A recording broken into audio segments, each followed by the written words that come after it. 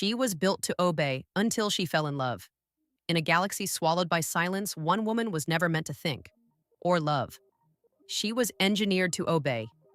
But what happens when a weapon begins to remember? This is the story of a human pilot who crashed into the heart of an alien ritual and found something no one expected, a soul hiding in the silence. Her name is Veyra, and what you're about to hear is the sound of her echo. If you feel something while listening, anything at all, don't let it disappear. Drop a comment. Let me know what echoed in you. And if this story pulls you into the stars, hit like and subscribe for more tales where love and aliens collide. Let's begin now. The sky didn't break. It whispered. Thin lightning veins streaked through the clouds, soft and pale, like memories trying to claw their way back. Kalis didn't scream as the ship spiraled down. He was already too numb for that. The control panels flashed warnings in 8 languages. Gravity warped. The planet below was nothing but fog and shadows. He barely had time to activate emergency descent. Then, impact. He awoke to the smell of burnt oxygen and synthetic oil. The pod was torn open like a can of meat. Blood clung to his hair, thick and warm. He crawled out onto alien soil, soft, damp, and humming faintly beneath him. For a moment, everything was quiet. Too quiet. Not the peace of nature, but the intentional silence of something watching. Then they appeared. 4 figures. Female. Tall. Still. Armored in obsidian plates that pulsed with faint orange light. Their movements were synchronized, yet eerie. As if they weren't moving with muscles, but instructions. Kalis staggered back, hand reaching instinctively for his sidearm. It was gone. One of the figures stepped forward. Not the tallest. Not the closest. Just her. She tilted her head, like a curious predator. And then, he heard a voice. Not through sound, but inside him. Kalis. His breath caught. He hadn't spoken. She couldn't have known his name. They moved without speaking. 2 of them lifted him off the ground. Not harshly. Not gently either. Their touch was clinical, like they weren't dragging a person, but moving a broken object back into place.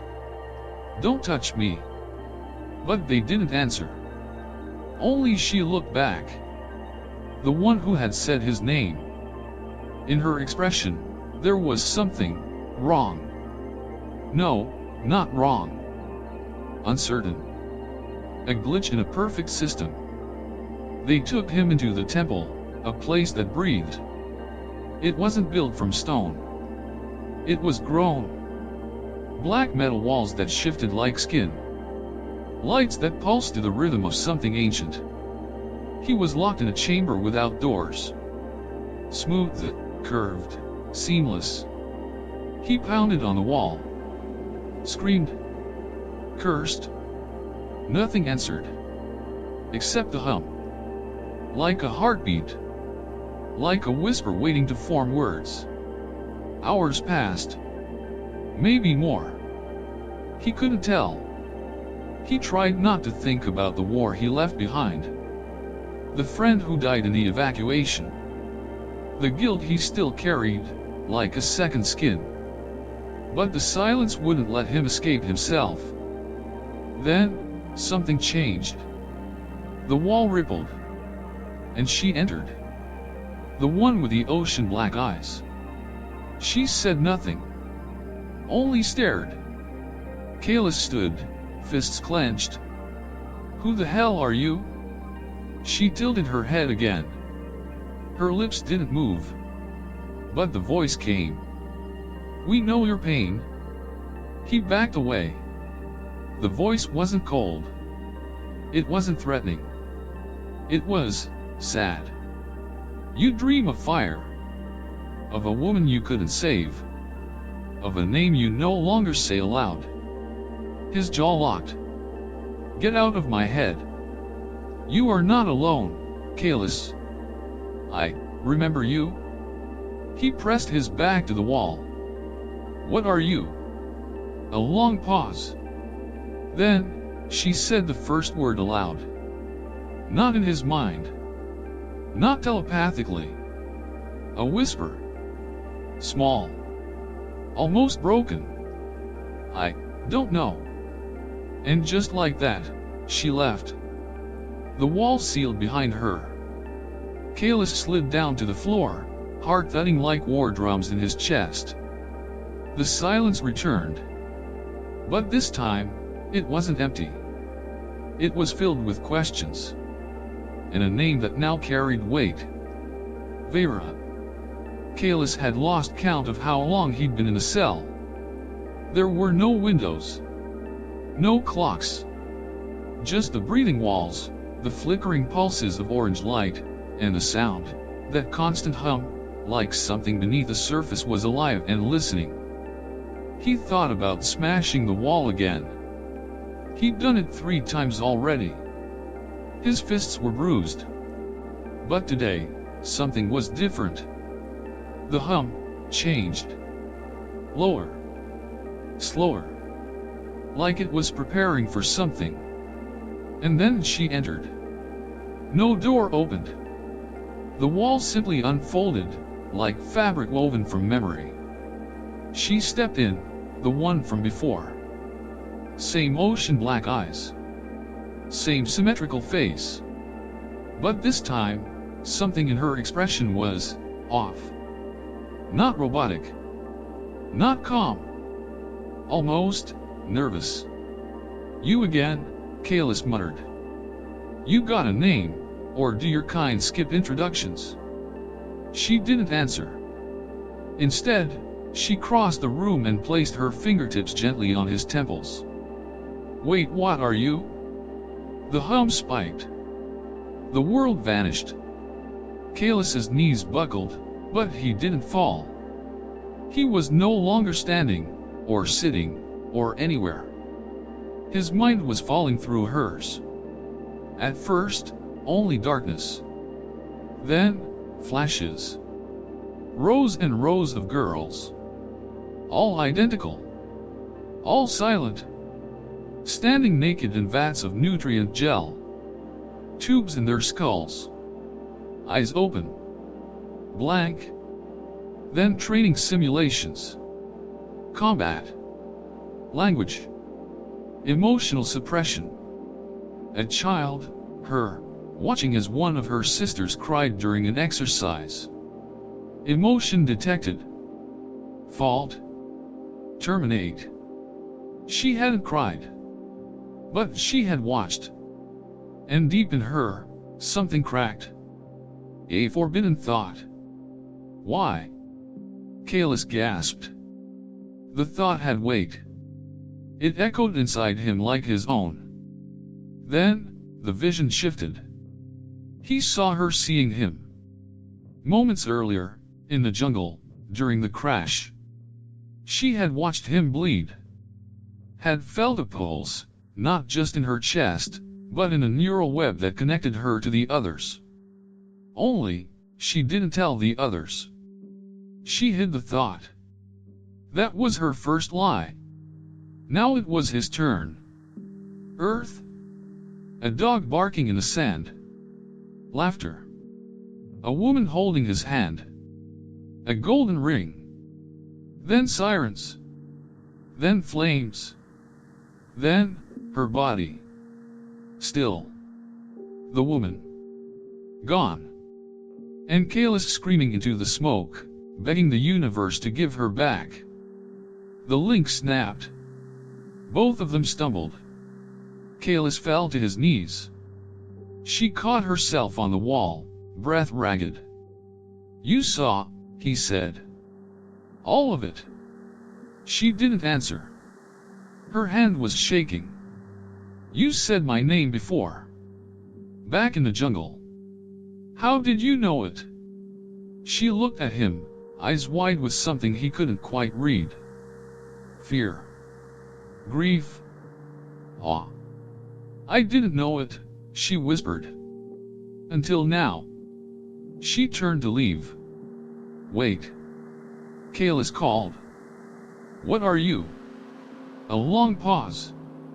Then, without facing him. I was never meant to ask that. The wall closed behind her. Kalis collapsed back, trembling. The room pulsed around him, but it no longer felt like a prison. It felt like a question.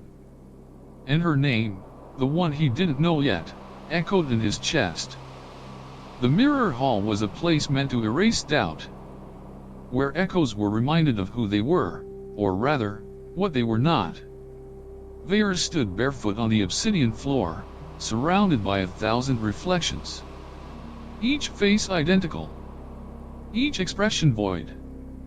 Except hers. Inside her chest, her core pulsed too loud. Her neural rhythm was off sync. Her thoughts scattered. Human. The others didn't notice yet. But they would. The ritual of silence was about to begin, the final recalibration of all echoes. A cleansing of emotion. Of memory drift. Of corruption. The last time, she had completed the link without resistance. But now, there was him. And with him came questions. They gathered outside the central tower. Rain fell in slow, heated drops, more like sweat than water. The air shimmered. The temple vibrated with energy as the spire opened to the sky. The voice of the Mother Root filled the atmosphere. You are one. You are clean. You are silence.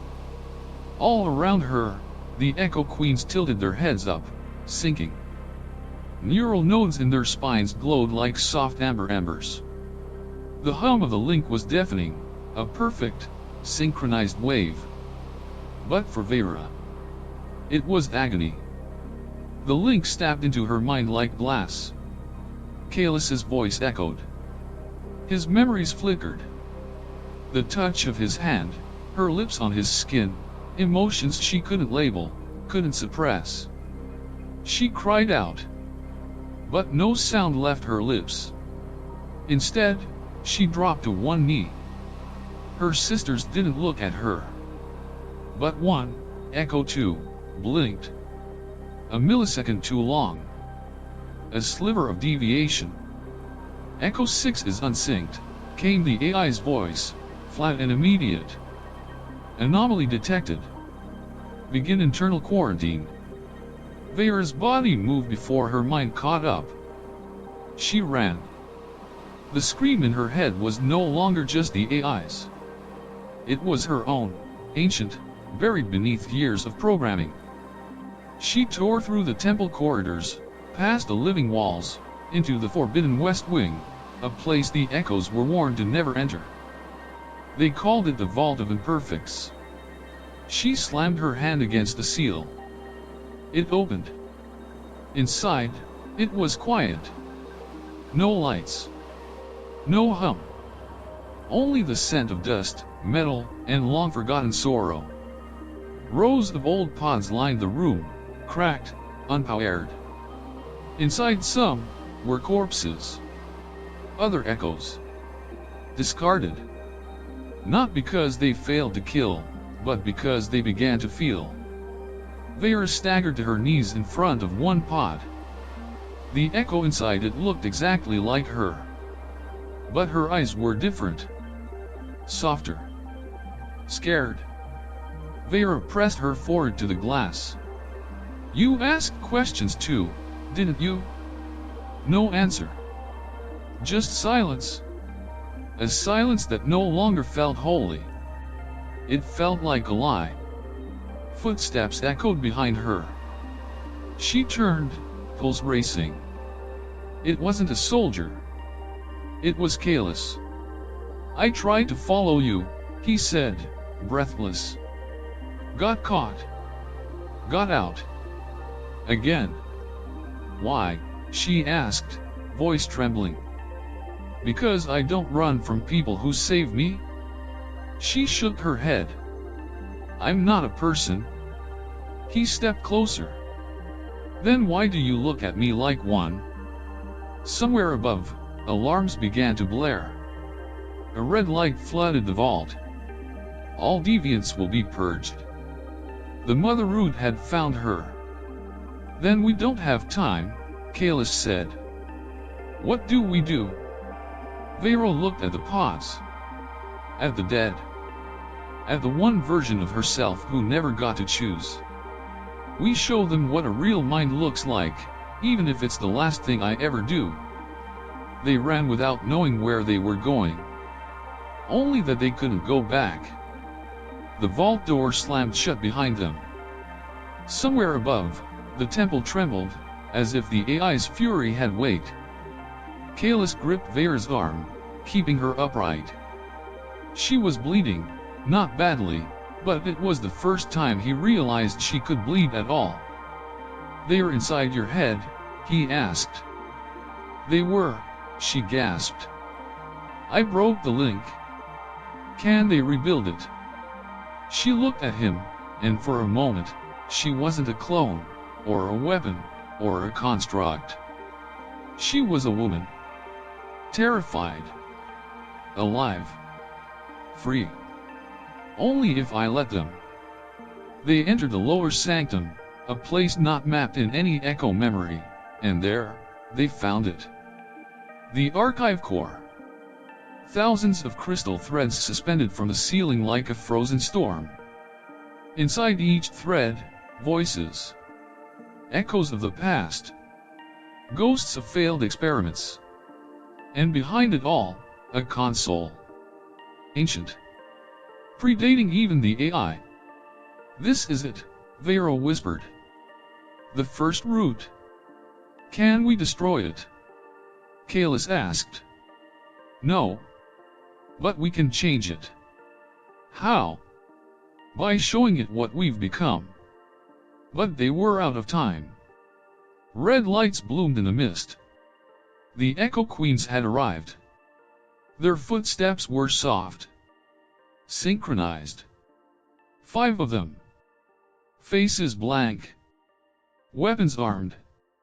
They stood still, like statues of judgment. Echo 6, one of them spoke. Echo 2. Return to the core.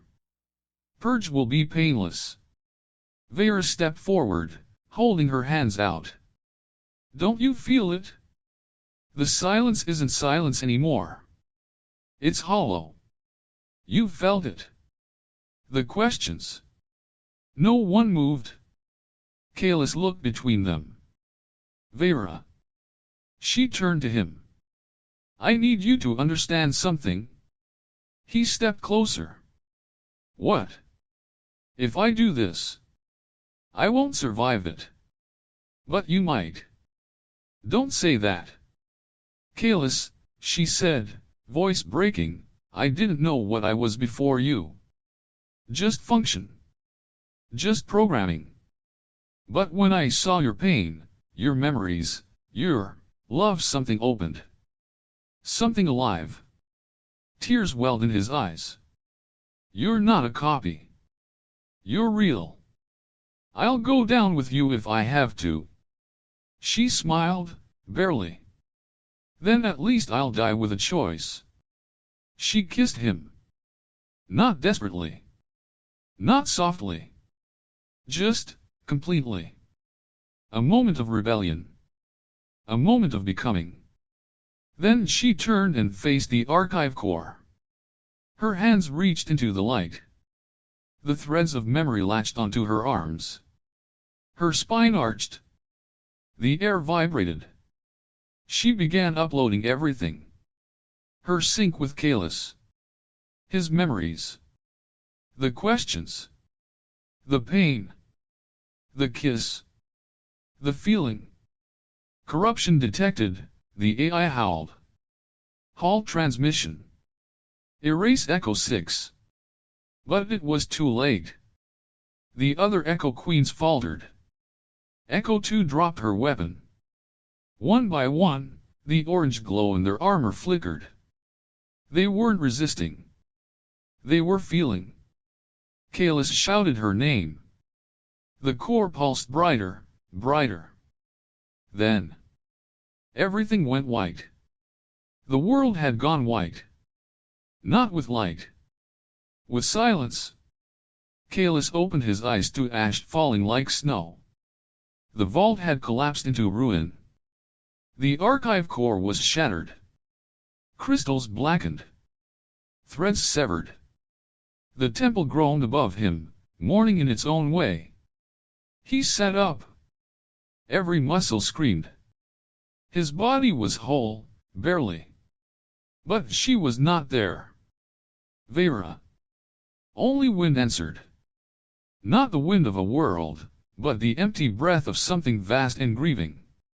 He found her armor first. A piece of it, still warm. Still humming faintly. Then, beside it, a crystal. Small. Pale. Beating softly with pulsing white light. He picked it up. And her voice, her real voice, spoke. Kalis, if you're hearing this, then I'm not gone. Not completely. I knew what it would cost. I knew what I had to give. But I saw something in you, in us, that was worth more than obedience. I was born in silence. But I died with a choice. That makes me real. He dropped to his knees. The light of the crystal reflected in his eyes, and tears fell freely for the first time in years. Above him, the sky split open. The Ark ship, once a symbol of control, was now falling apart. Its black spires cracking. Its engines melting into the clouds. And across the ruins, the Echo Queen stood scattered. Still. Motionless. But different. The light in their armor had changed. The orange pulse, gone. Now it glowed blue. Soft. Unlinked. Unbound. One by one, they looked at him. Not as a threat. Not as prey. But as witness. She freed you, Kalis whispered. One of them, Echo 2, took a single step forward. Then dropped her weapon. Another followed. Soon, all around him, echoes began removing pieces of their armor, like shedding skin they never chose. They didn't know what they would become next. But for the first time, they could choose. Days later, Kalis sat in the cockpit of an old escape pod, patched together with scraps of alien metal and faith. He held the crystal to his chest. The hum inside it hadn't faded. Still with me, he whispered. Stars stretched ahead. Behind him, Velisdarn grew smaller, shrouded in mist. But now, it no longer felt like a prison planet. It felt like a grave. And a birthplace. Maybe memories don't die, he said softly. Maybe they become something else. A direction. A signal. A voice. Her voice echoed once more. We were never meant to love, but we did. And Kalis, the last human on a world of echoes, drifted into the dark. Carrying her with him.